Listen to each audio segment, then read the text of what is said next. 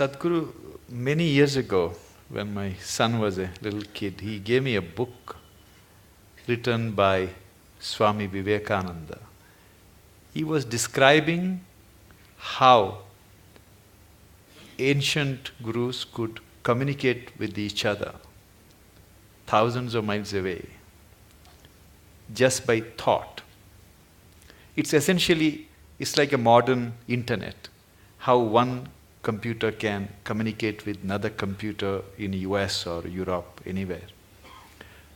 Do you believe that human mind can be trained to influence another human mind or people's mind who are far away just by tuning our mind to the right frequency?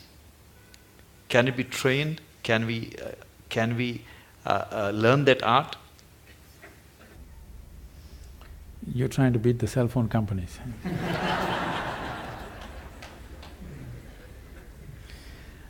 It's not just about the mind. See, when we say mind, the English word mind is only generally referring to only the thought process. Thought process is the most surface element of your mind. I think because of European thought, we have given too much significance to the thought. In the yogic science, we do not attach any importance to what you're thinking about or feeling right now, because what can you think? Only the data that you have collected, you're recycling it. It's of no great consequence. Whatever is in the surface of your mind keeps rolling, that is not of any consequence. What you're thinking and feeling right now is very surface of mind. There are deeper dimensions of the mind. In Sanskrit language, there are many words to describe the different states of mind. But now there is one aspect of the mind, for lack of time and stuff, I'll leave those things. There is one aspect of the mind which we refer to as chitta. Chitta is the innermost core of the mind, which is your connection with what we are referring to as consciousness. If your chitta becomes conscious, if your chitta acquires a certain level of conscious control, if you acquire, now you have access to your consciousness. What we are referring to as consciousness is that dimension which is neither physical, nor is it electrical, nor is it electromagnetic. It is a quantum leap from physical to non-physical dimension. A non-physical dimension being the lap of the existence.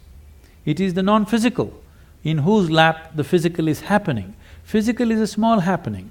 In this cosmos, not even 2% or not even 1% is physical, rest is non-physical.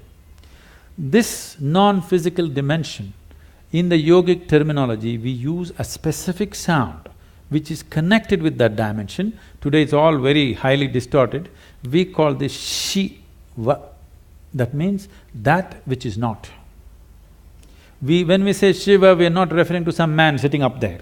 We are talking about a dimension which is not, but it is in the lap of this dimension, everything that is happens.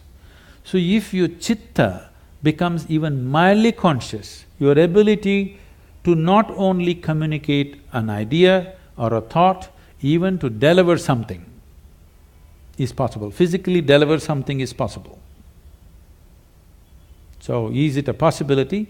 Definitely it is. Right now, can we teach it to all these people? In theory, yes. But are they willing to work towards it? That's a question mark. One big problem is, our education systems are such, we have glorified our thought to such a place. First, to bring that down itself will take time. To make them understand the stupidity of their thought, it will take a whole lot of time. Because everybody thinks they're smart, but actually the smartest thing about most people is their phone.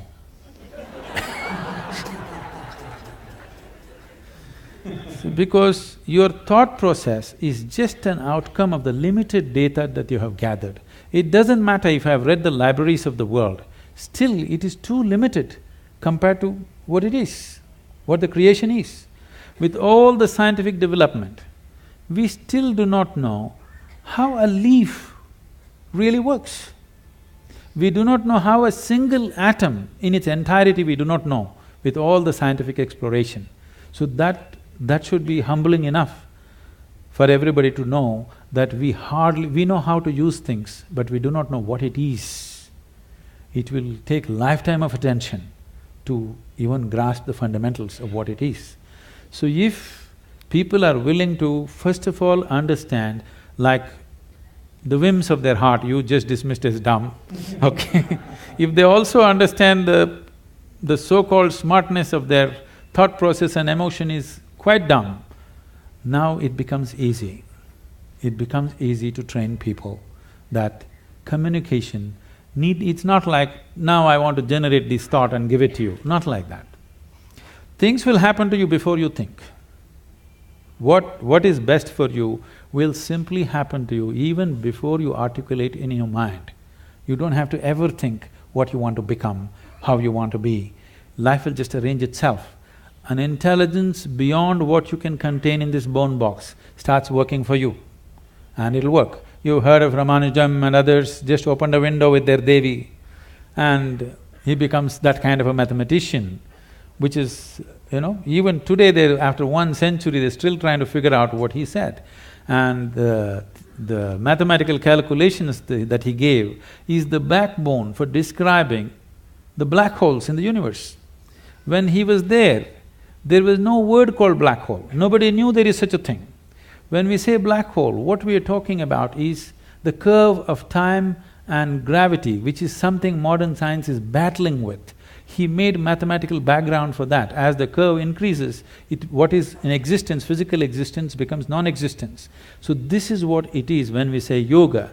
You reduce the curve in such a way that what is largely physical becomes non-physical. Once it's non-physical, time and space is not an issue. Once time and space is not an issue, communication is simply there.